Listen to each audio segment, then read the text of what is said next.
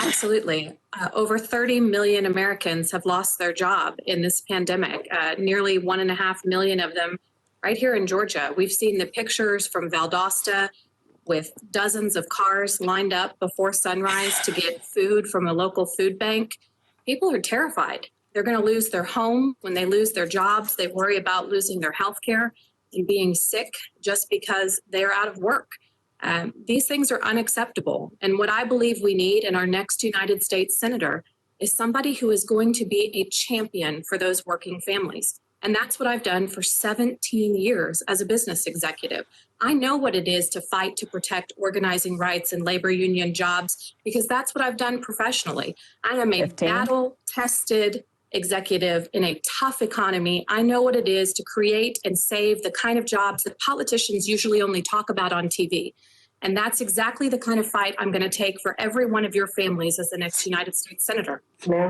Thank you. James Knox first, and then Maya Dillard Smith, and then I believe Mr. DeJesus also raised his hand. Well, I think it's important when we talk about value and change in people, we have to understand that if you want to invest in poverty, we have to start at a root level here. We have to start. Nelson Mandela said the most powerful tool to change the world is education. So we have to start there with education. And if you want to reduce poverty, you have to reduce a mindset. You have to understand that people that are poor, they have a condition that continues them in poverty.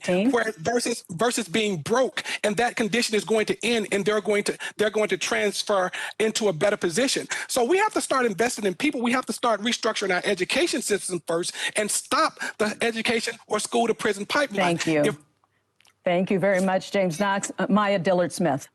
Sure. You know, COVID-19 has redefined our way of life and has restructured our economy. We have a real opportunity in 2020 to do things structurally different, to do things about structural racism, bias, to ensure economic equity. And, you know, Sarah, we applaud the work that you've done in the private sector, but you lack the government expertise to actually restructure budgets during hard economic times. There are reports that your restructure and bankruptcy actually was to avoid pensions and salary obligations, and that's precisely what state and municipalities are confronted with. Thank you, Ms. Dillard Smith. Yeah, DeJesus. Donna, I believe I get to respond. She brought up the restructuring that my company went through. You can.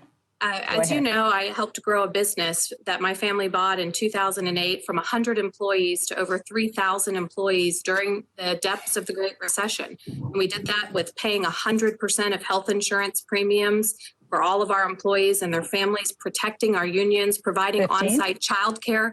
And last year, we were caught in the middle of a pension crisis that the U.S. Senate specifically has failed to address. There are plenty of politicians in the U.S. Senate. But because of that, I spent my summer saving those 3,000 jobs without a single worker taking a health care or wage cut and saving thousands of pensions. We did it by giving up my family's equity. That is leadership that we need in the U.S. Senate. That is time for you, but Mr. DeJesus, you wanted to say a few words. Certainly. You know, I think when we start talking about persons with executive experience, and while I do applaud my Democratic colleague, Sarah Riggs Amico, we see what executives are capable of doing. David Perdue himself was an executive. Donald Trump, 15. Executive. We haven't gotten much from executives. What we need as a United States Senator is someone who can get down and talk to the people. We need someone who can be relatable, someone who can understand those tabletop discussions that are happening, not just throughout Georgia, Thank you very much. The United States.